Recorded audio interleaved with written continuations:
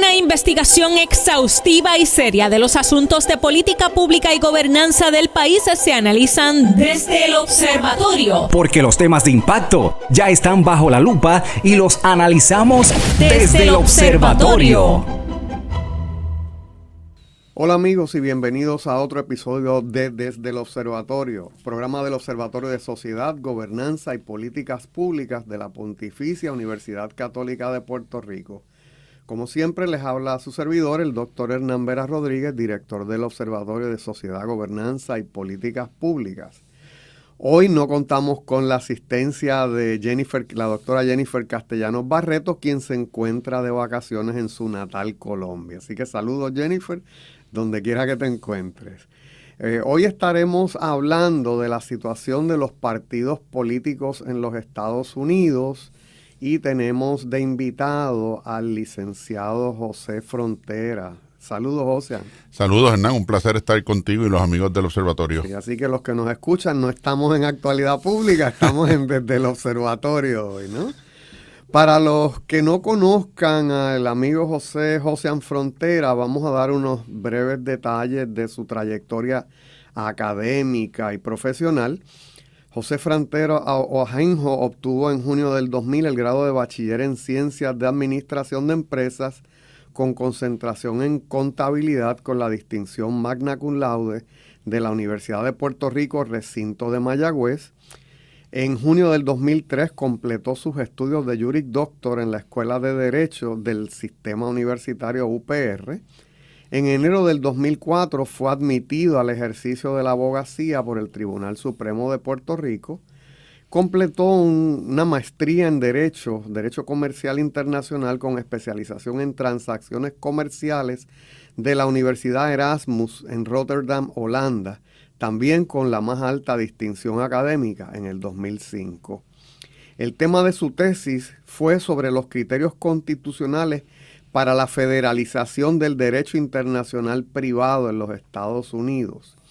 Ha sido profesor visitante en las escuelas de Derecho de la Universidad de Puerto Rico y de la Universidad Sergio Arboleda en Bogotá, Colombia.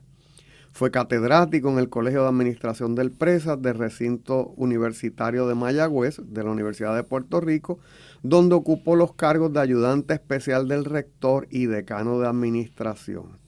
Es catedrático en la Escuela de Derecho de la Pontificia Universidad Católica de Puerto Rico y se desempeña actualmente como vicepresidente de Asuntos Administrativos de nuestra Pontificia Universidad Católica. En la Escuela de Derecho ha enseñado cursos como Introducción al Derecho, Jurisdicción Federal, Derecho y Economía y muchos otros cursos.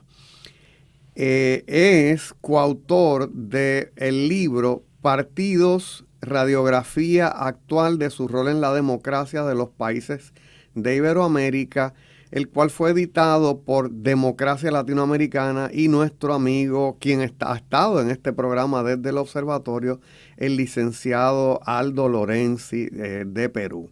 Saludos, José, y bienvenido a nuestro programa. Gracias nuevamente, Hernán, y gracias por la oportunidad de compartir lo que pudimos aportar a este libro y un doble agradecimiento porque fue por referido tuyo que me metieron en este lío del que vamos a estar conversando hoy. Qué bueno, ¿no? Y sabemos que con todas las obligaciones que tienes en la universidad y familiares te metimos en tremendo problema. Pero qué bueno, ¿no? Una vez vemos el producto, ¿verdad? Del libro que Aldo nos ha enviado copia, pues yo creo que es una gran aportación. Fíjate, a mí me estuvo bien interesante que los compañeros iberoamericanos querían tener ese referente de los partidos políticos en los Estados Unidos. Interesantemente, cuando Aldo me hace el acercamiento, yo pensé que quería tener, ¿verdad?, un marco de cuáles eran los partidos de Puerto Rico. Y no, querían irse al marco norteamericano, quizás para hacer unas comparaciones y contrastes con lo que ocurre en sus países.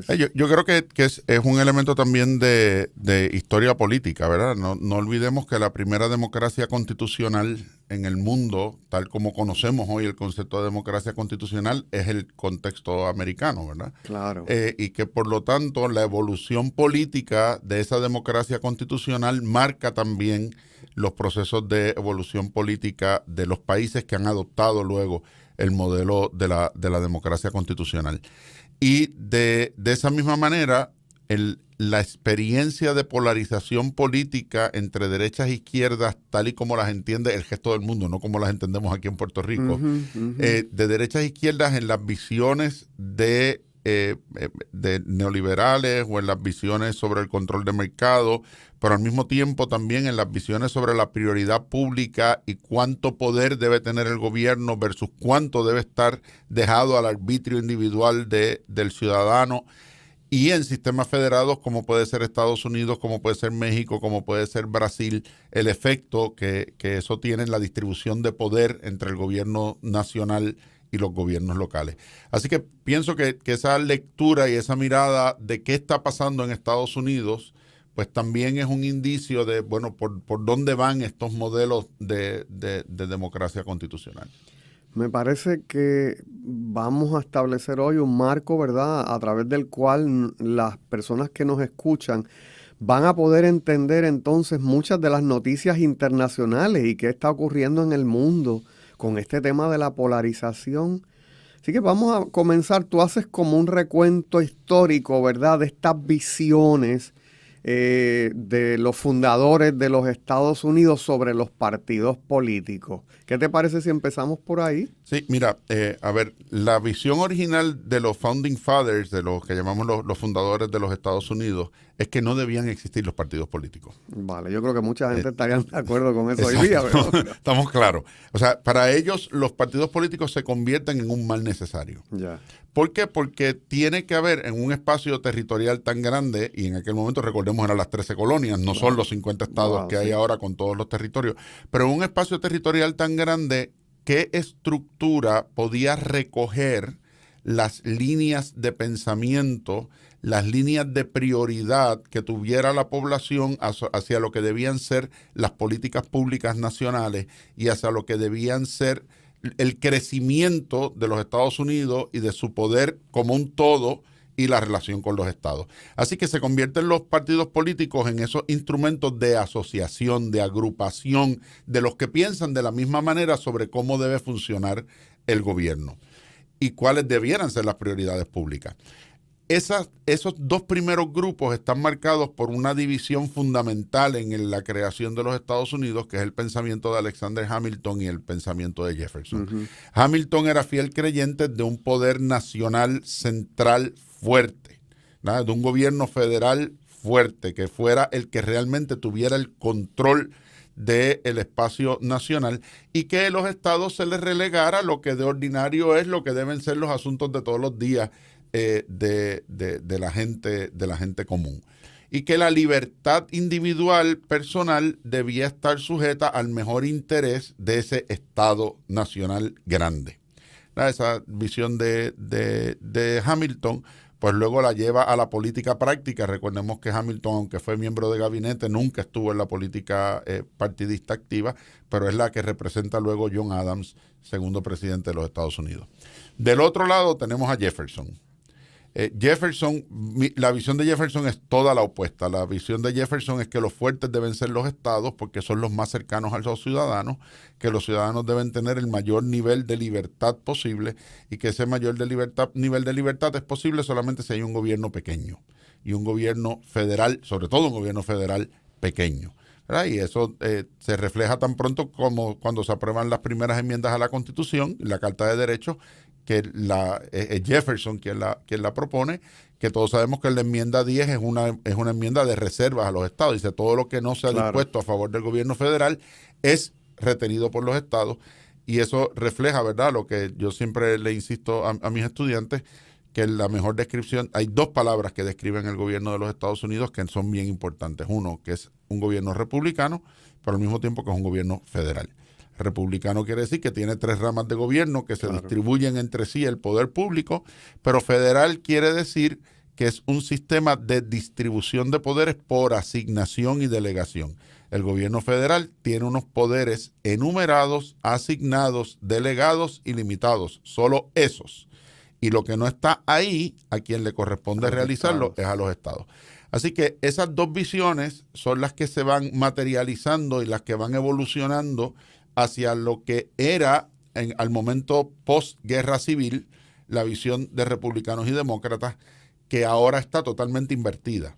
O sea, las cosas que defienden los republicanos ahora eran las cosas que defendían los demócratas en el periodo de la Guerra Civil, y las cosas que ahora defienden los demócratas eran las cosas que defienden los republicanos. Por eso no nos debe sorprender que los republicanos digan Lincoln era republicano. Sí, pero Lincoln era un republicano que pensaba como piensan los demócratas de ahora. Sí, no lo había pensado así. Fíjate, volviendo atrás, ¿te parece que Hamilton tenía esta visión de desconfianza de las masas? Todos ellos. Todos ellos. Incluso hay mucha teoría todavía en discusión, ¿verdad? Tú que eres del campo de la administración pública, pero en teoría política todavía hay muchísima discusión. Basta con hacer cualquier búsqueda sencilla en un buscador de internet sobre si Estados Unidos es una democracia constitucional o es una república constitucional. Y ustedes dirán, pero ¿y cuál es la diferencia de ese concepto? Bueno, pues que la democracia constitucional es la democracia de un hombre, un voto, ¿verdad? El concepto está de one man, one vote, y donde realmente el soberano es el pueblo y el pueblo es todo el mundo. Mientras que en la visión de la república constitucionalista, esta gente en quien está inspirado es en los griegos, y en la idea de los griegos el que gobierna es el sabio, ¿no? O sea, es una élite la que debe gobernar, y esa élite se hace del poder, y por eso el colegio electoral, y por eso, ¿verdad? Que figuras que hoy en día nos parecen totalmente arcaicas, sí, para la democracia. Por eso la idea del colegio electoral, por eso la idea de un Senado que tiene 2 miembros por cada estado, versus que la Cámara de Representantes entonces es demográfica. El número de delegados por estado responde a la población de cada estado, pero ¿cuál es la Cámara alta? ¿Cuál es la Cámara poderosa? Es el Senado, claro, que es el que confirma, entonces es el de la élite, ¿no? Entonces es esa visión, ¿no? de en quiénes radica el poder. Y sí, como tú dices, Hamilton es muy desconfiado de las masas. Y dice, las masas se corrompen, es bien fácil convencer a las masas de que voten por uno, todo lo que hay que ir a las necesidades más básicas del ser humano y llenar esas necesidades, y con eso compras el voto de cualquiera, mientras que que Jefferson dice, no hombre, no, o sea, nosotros aspiramos a que esto sea gente culta, aprendida, que sepa, que pueda visualizar adecuadamente lo que debe ser el futuro del país. Claro, no es lo mismo pensarlo en 13 colonias que pensarlo en los 50 estados que hay ahora, que insisto. Claro, y no nos olvidemos que en una amplia parte de la historia de la República, no todo el mundo votaba. Claro, votaban los propietarios, votaban los que no eran analfabetas, y votaban solamente los hombres, y en los estados del sur solamente los blancos libres. Sí. ¿Verdad? Que es otra de las razones por las que surge el colegio electoral, ¿verdad? De si, como en los estados del norte votaban blancos y negros, los estados del norte iban a dominar la política americana. Entonces, los estados del sur dicen, espérate, ¿qué vamos a hacer? Bueno, pues aunque los negros no votan, sí los voy a contar poblacionalmente para el conteo de cuántos votos en el colegio electoral. Y por eso es que 4 negros hacían un blanco. No, chao. Sí, así era como estaba estructurado. 4 negros hacían un blanco, entonces por cada 4 negros adquiría un ciudadano más el estado del sur, para entonces determinar cuántos votos iban a tener en el colegio electoral, y con eso balancear que en unos estados los negros votaban y en otros estados no. No. Es que a veces creemos que vamos para atrás, pero tenemos que ir a la historia, ¿verdad? Para aclararnos bien. Veo en tu libro algo que nos choca mucho, ¿no? Es dices, Washington, ¿verdad? George Washington advertía desde el final de su primer término que los partidos provocarían seguidores fanatizados y no serían instrumento adecuado para que los ciudadanos actuaran de manera informada e inteligente, y que el espíritu partidista crearía más divisiones que los consensos que necesitan para lograr el desarrollo nacional. Pesado eso, de uno de los Founding Fathers. No, incluso eso Washington lo escribe en un discurso que no da. Ya.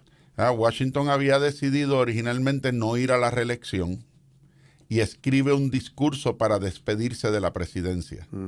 Y en ese discurso, entre las razones que plantea para no correr a un segundo término a la presidencia es no tener que involucrarse con un partido político. Wow. Es decir, no, yo no voy a llegar a la presidencia a través de un partido político, yo no creo en esto es nefasto. ¿Verdad? Y terminó siendo casi profético, ¿no? O sea, el nivel de fanatismo que llevó a la a la guerra civil y el nivel de fanatismo que provocó el tema racial en Estados Unidos en los 60 y el fanatismo que llevó al 6 de enero del 2021 es producto del fanatismo politizado de la partidocracia americana. Sí, hay que volver a la historia, ¿verdad? Volvemos al tema. ¿Cuál es la relación, vamos a decir, entre la guerra civil y los partidos políticos, ¿no? De un lado y de otro, cómo los partidos influencian la guerra civil y cómo la guerra civil influencia a los partidos. Mira, de nuevo, esa visión del poder central fuerte versus la visión del poder de los estados. ¿Verdad? La guerra civil no es solamente una guerra entre los estados del norte y los estados del sur, es una guerra sobre dos visiones de lo que debía ser Estados Unidos. Y lo que pasa es que la abolición de la esclavitud se torna en el foco de esa guerra, ¿verdad? Y de esa disputa. Entonces, los estados del norte son industriales, claro, requieren una mano de obra distinta. No dependen económicamente de la mano de obra de la tierra que sí dependían los estados del sur, y por eso la esclavitud era tan importante para los estados del sur, por todo el tema agrícola. Entonces, los estados del norte dicen, mira, esto de la esclavitud es una abominación humana, o sea, hay que salir de esto. Dice, pero ¿cómo podemos salir de esto si esto está manejado por los estados? Bueno, pues vamos a federalizar el tema de la ciudadanía y de que los negros son ciudadanos. Incluso tú te hacías ciudadano de los Estados Unidos siendo ciudadano de un estado. Cuando uno lee el texto constitucional, se habla de citizens of states and citizens of different states. En ningún sitio habla de citizens of the United States. Okay. El concepto de la ciudadanía, como lo conocemos hoy, de una ciudadanía nacional federal, surge en la misma enmienda 14. ¿Okay? La enmienda 13 es la enmienda de la emancipación, y la enmienda 14 es la enmienda del due process, y en la enmienda del due process también está el concepto de la ciudadanía federalizada.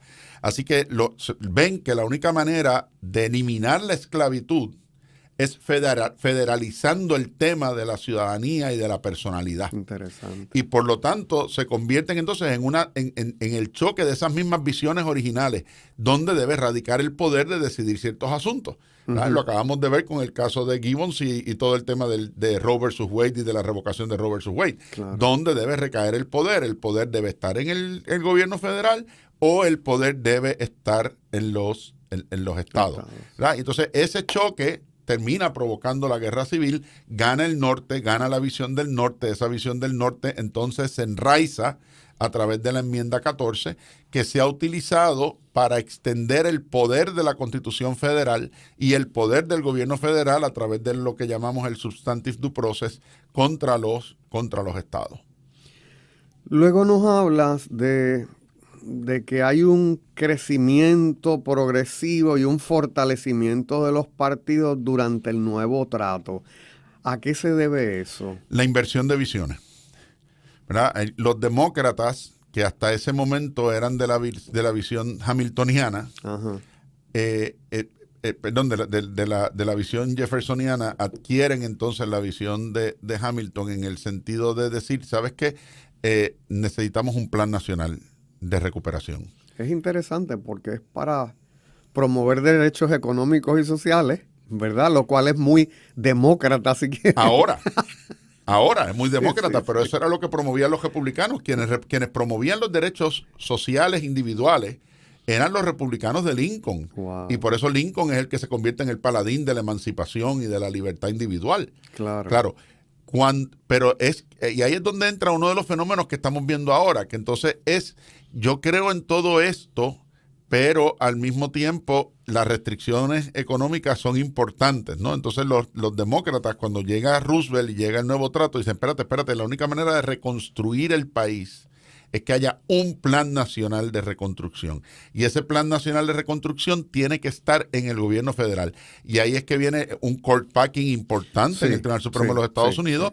Viene toda la legislación del nuevo trato. La creación del derecho administrativo. Todo el derecho administrativo, la creación de las agencias administrativas federales, nace de ahí. Entonces, ¿qué más empoderamiento del gobierno federal? ¿Qué más empoderamiento de la autoridad del gobierno grande versus el gobierno de los estados que esa? Pues eso es Hamilton 101. No lo había pensado así, pero sí, es el hegemón, ¿no? Es el estado que domina todo. Es el estado hegemónico y que es la cumbre, ¿verdad? El clímax de esa visión de Hamilton a través de los demócratas para lograr la recuperación económica y con eso todo el paquete de lo que llamamos hoy en día el estado de bienestar. Claro, yo espero que la radioaudiencia no se sientan mareados diciendo, ¿no?, que los demócratas y los republicanos se han invertido, porque realmente es fascinante. Amigos, ¿qué les parece si hacemos una pequeña pausa y volvemos en breve desde el observatorio para continuar esta tremenda discusión sobre la situación de los partidos políticos en los Estados Unidos? Desde el observatorio, bajo la lupa, acciones con propuestas. Amigos, volvemos a Desde el Observatorio, discutiendo el tema de la situación de los partidos políticos en Estados Unidos con el licenciado José A. Frontera, profesor de la Escuela de Derecho de la Pontificia Universidad Católica de Puerto Rico y su vicepresidente para Asuntos Administrativos. José, estábamos discutiendo, ¿verdad?, este devenir de los partidos políticos. Habíamos hablado de la situación en el nuevo trato, de ese fortalecimiento de los partidos. Y entonces hablas en tu capítulo, que son 7 páginas poderosísimas, ¿no?, sobre el tema de los partidos en el país. Qué bueno que lo podemos desdoblar en este episodio. Pues hablas de que en los 60 comienza esta época de la decadencia de los partidos políticos. Cuéntanos las razones y con qué tiene que ver esta decadencia. Es un problema de sentido de representatividad, ¿verdad? Estamos en Corea, Vietnam, segregación racial, terminación de la segregación racial. Así que hay un sentido de lo que en Estados Unidos se llama disenfranchisement, ¿verdad? Yo me siento... Me desafilio. Me siento descubierto y como me siento descubierto no me siento afiliado a ninguno de los partidos. No me representan. Entonces es un periodo donde ha surgido la televisión. Empieza a surgir entonces la propaganda individualizada de candidatos y las propuestas de los candidatos. En ambos sectores hay proponentes de la guerra, hay opositores de la guerra, en ambos sectores... ¿Tú estás seguro que eso no es hoy? No, vamos a llegar a hoy, que es peor que en ese momento. Vale. Así que en ambos sectores hay proponentes y negacionistas de la guerra, en ambos sectores hay proponentes de crecimiento del gobierno federal y detractores, en ambos sectores hay proponentes de eliminar la segregación racial, en otros hay quienes siguen defendiéndola, ¿verdad? Todo el concepto aquel de separate but equal, que eventualmente termina en el caso de Brown versus Board of Education, ¿verdad? Así que la gente empieza entonces a moverse a una visión menos partidista y más de candidaturas. Y durante ese periodo se van a ver muchos cruces electorales. Gente que se identifica como demócrata votando por candidatos republicanos, gente que se identifica como republicana votando por candidatos demócratas, al punto de que la frontera ideológica entre los dos partidos en el Congreso se desdibuja. Es decir, que hay republicanos más liberales que sus contrapartes conservadores demócratas, ¿verdad? Entonces hay gente demócrata que es más conservadora que algunos republicanos. Asunto que persiste en algún sentido hasta nuestros días, ¿no? Y entonces pues se va generando un centro más o menos moderado, que es el que va controlando la política nacional de los Estados Unidos entre los 60 y los 80, y por lo tanto decrece el interés en los partidos durante ese periodo. Los candidatos llegan también a separarse de los partidos, es decir, yo voy a salvar mi candidatura a pesar del partido, o no se da ese brinco todavía. No se da ese brinco, pero sí hay una separación significativa entre los candidatos estatales de los candidatos nacionales. Entonces, está aquel famoso discurso de Ted Kennedy después que Carter le gana la primaria, donde Ted Kennedy se niega a hablar a favor de Carter después que ha ganado la primaria, y lo único que dice es necesitamos un demócrata en la Casa Blanca, pero se niega en todo momento a mencionar el nombre de Carter durante la campaña, ¿verdad? Y a nivel de los estados, pues empieza a ver el fenómeno de que entonces cada estado lo que tenía era una franquicia del Partido Nacional, y no había un control del Partido Nacional sobre por dónde iban las políticas de los estados y por dónde iba la dinámica de los proyectos de cada estado. Así que era más entonces una atención a mis votantes locales, independientemente de lo que pase a nivel nacional. Que es como un pragmatismo, ¿no? Yo soy pragmático a nivel local, ¿verdad? El partido deja de ser ideológico en algún sentido, ¿verdad? Y se dirige por issues locales y estatales. Claro, y eso cambia por completo en los 80 con una reforma y una transformación interna del Partido Republicano, que es el primero que entra en una dinámica transformativa a raíz de la elección de Reagan.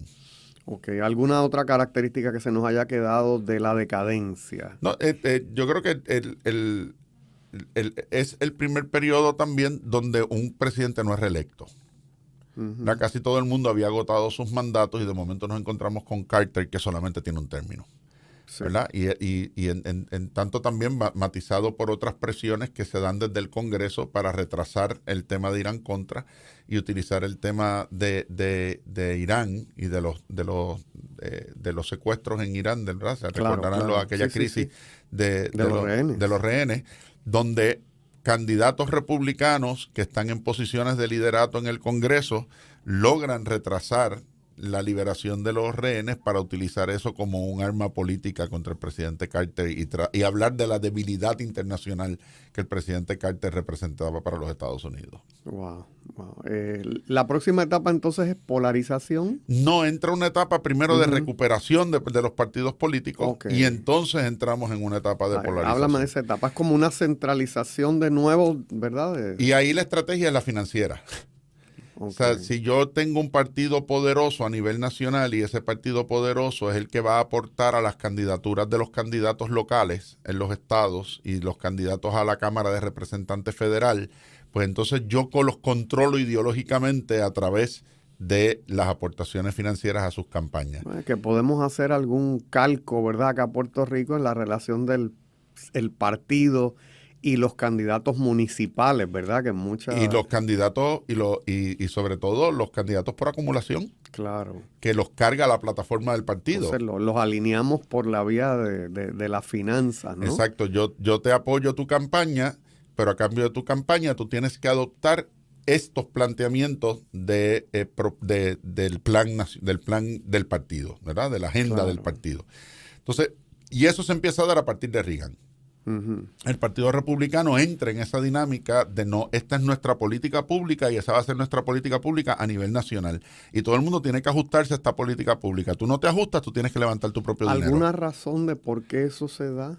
Sí, no olvidemos que Reagan es un fiel creyente de esta idea sobre el mercado y sobre cómo debe comportarse el mercado y cómo recuperar la hegemonía de los Estados Unidos en los mercados internacionales. Europa ya se está organizando, ya están las primeras comunidades europeas, está en desarrollo la idea de lo que eventualmente se va a convertir en la Unión Europea. Tenemos a Margaret Thatcher peleando contra esa idea de una Europa unificada por el otro lado, así que hay unas políticas de mercado muy particulares que entre ella y Reagan, ¿verdad? Comulgaban. Y desarrollan a nivel de las dos monedas más fuertes del momento, que eran el dólar y la libra, que lo fueron así hasta cercano al año 2000, excepto por la aparición en su momento de la moneda japonesa. Así que es toda esta idea de queremos cambiar el paradigma económico de los Estados Unidos. La única manera de cambiar ese paradigma económico es que este cambio surja en todos los niveles. Y eso incluye los estados. Y de ahí que entonces tenga que haber una agenda común no negociada.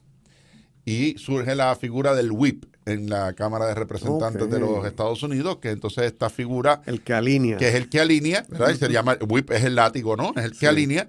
Y entonces, ¿y qué quiere decir alinear? Bueno, pues yo le voy a quitar fondos a tus comisiones, o te voy a separar de esas comisiones, o te voy a quitar la presidencia de esas comisiones en la legislatura, a cambio de que tú te alinees. Cualquier parecido con la realidad nuestra es pura coincidencia, ¿verdad? Hemos aprendido malas costumbres. Claro. Entonces, y el Partido Republicano es el primero que logra esa hegemonía de control de todos los niveles del partido y una estructura entonces política que, si ustedes se fijan, en Estados Unidos los presidentes de los partidos y los chairman de los partidos no tienen nada que ver con los candidatos. Los partidos son manejadas por una estructura ejecutiva, administrativa, independiente de quién tenga la candidatura. Wow. Y por lo tanto tienen una estructura sólida, electoral, financiera y programática a la que entonces comprometen a los candidatos. Esa vía eventualmente la adopta también el Partido Demócrata. Y para recordar, esa es la visión hamiltoniana de las cosas. Esa es la visión hamiltoniana de las cosas, que entonces la visión que lo que pasa es que ahí hay una inversión. A ver, ¿a qué me refiero con esa inversión? El Partido Republicano cree en la mayor libertad económica posible, pero en el mayor control de las otras libertades individuales, en un gobierno lo más magro posible. ¿Okay? Yeah.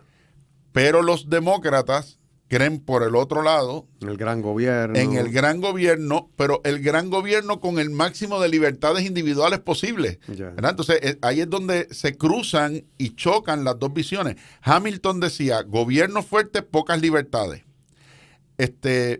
Gobierno fuerte, pocas libertades. Jefferson decía, muchas libertades, gobierno débil. Entonces ahora los demócratas nos están diciendo muchas libertades, gobierno fuerte. Los republicanos nos están diciendo pocas libertades, excepto en lo económico, gobierno débil. ¿Cómo tú puedes tener un gobierno que no sea grande y que pueda controlar la libertad? ¿O cómo tú puedes tener una sociedad de muchas libertades con un gobierno grande? Pues sí, son complicados. Son paradójicos, ¿no? Claro. Entonces, y eso lleva eventualmente a la polarización. ¿Qué es la próxima etapa? Que es la próxima etapa, que es donde estamos ahora, ¿verdad? Que es una etapa que se va inaugurando a partir del segundo término de Bush Jr. ¿Cuáles son las características, vamos a decir? Fidelidad al partido sí o sí. O sea, de la elección de Obama, de la primera elección de Obama para acá, el 97% de los americanos votan por el candidato de su partido.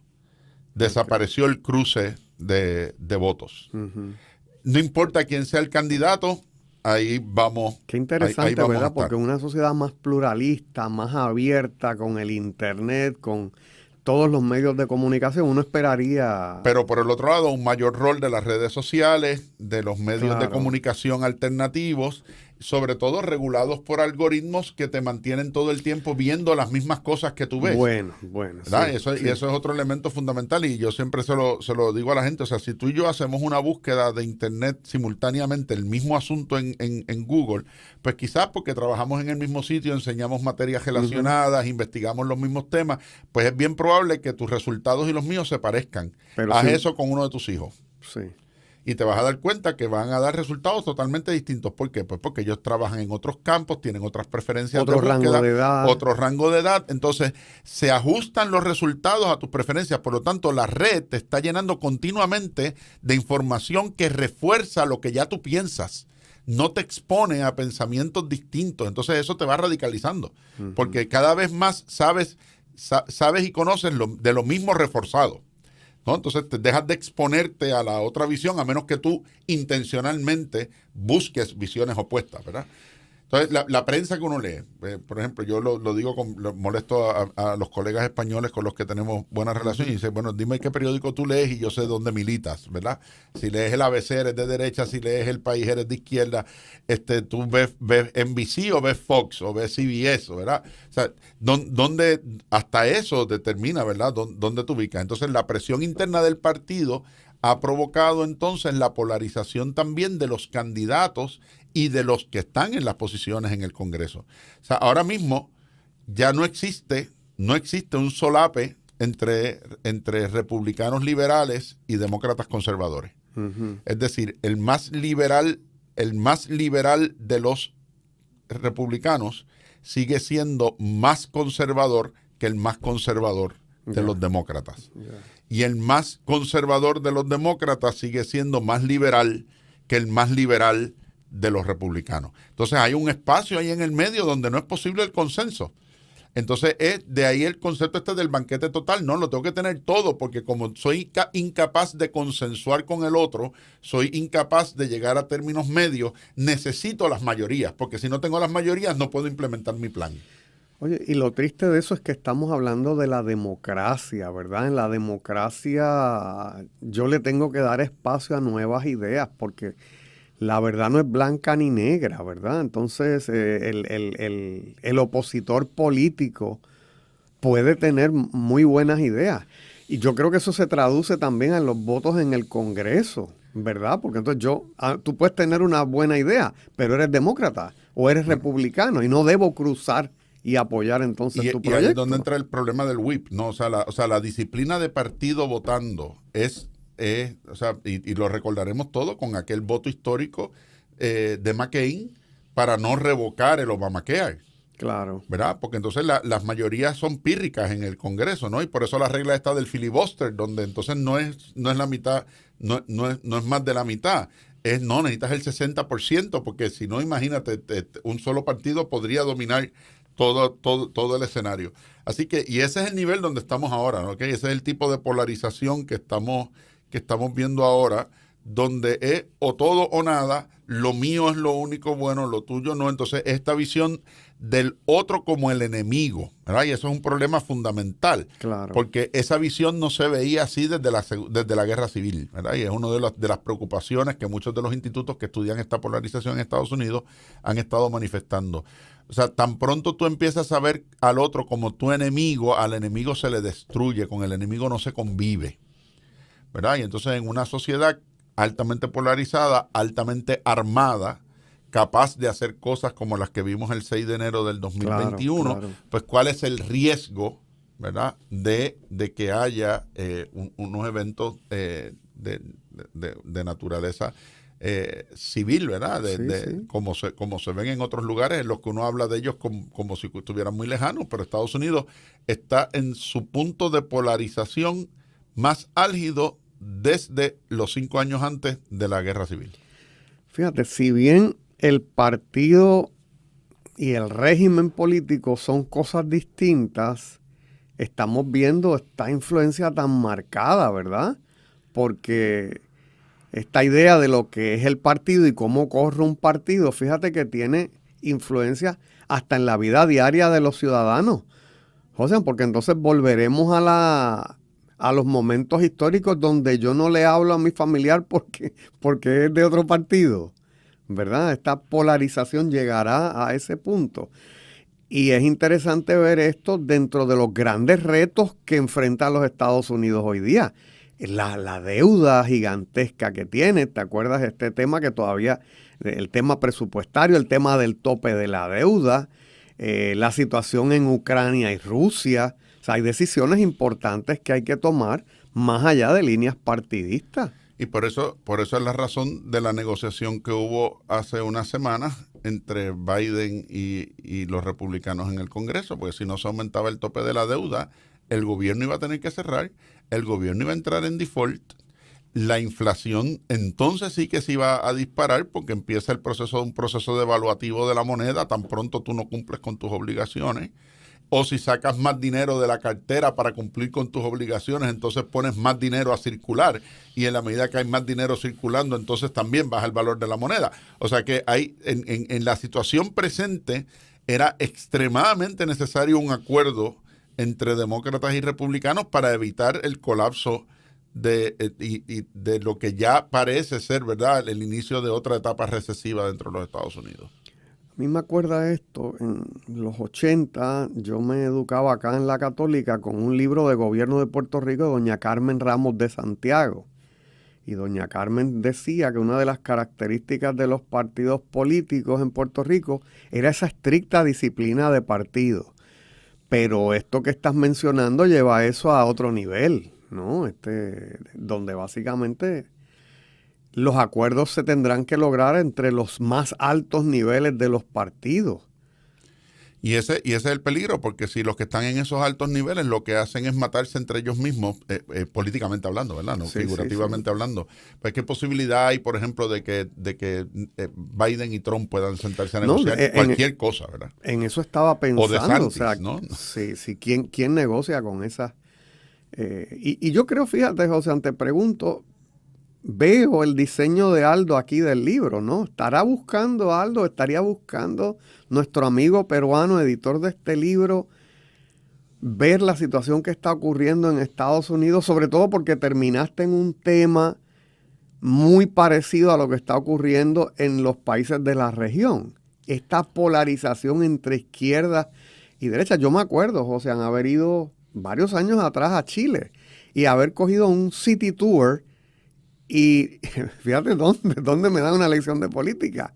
Y de las primeras cosas que me dice la guía sobre la sociedad chilena, Chile es una sociedad tremendamente dividida entre izquierdas y derechas. Bueno, tan fue así que cuando fueron a escribir la nueva constitución, la Asamblea Constituyente chilena quedó 50-50 entre delegados de derecha y delegados de izquierda. Y la constitución fue rechazada. Wow. O sea, la nueva constitución fue rechazada, están de nuevo en la mesa.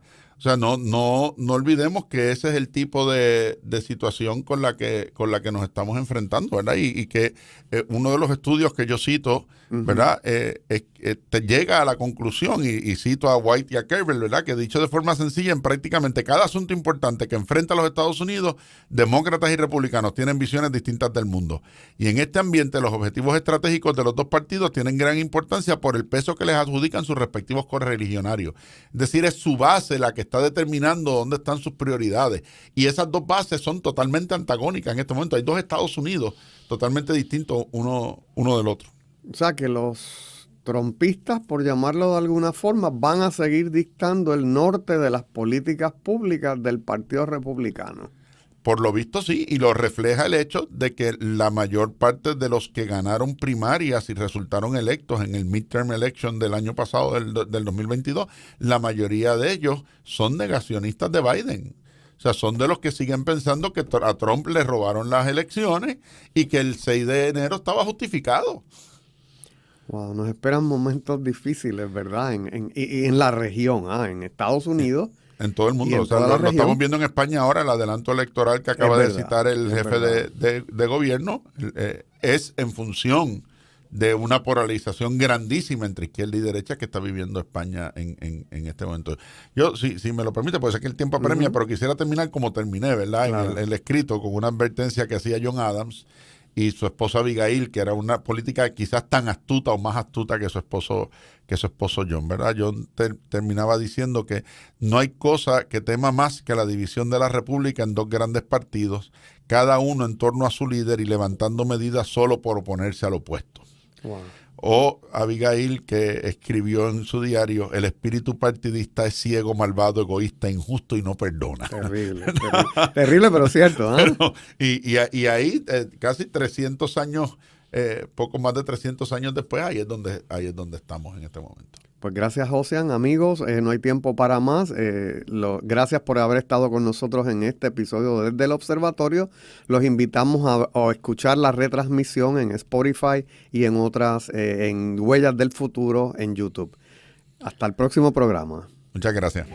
Forma parte de nuestro análisis. Comparte tus opiniones con el panel. Comunícate con nosotros a observatorio.pucpr@pucpr.edu. Desde el Observatorio, una producción de la Pontificia Universidad Católica de Puerto Rico.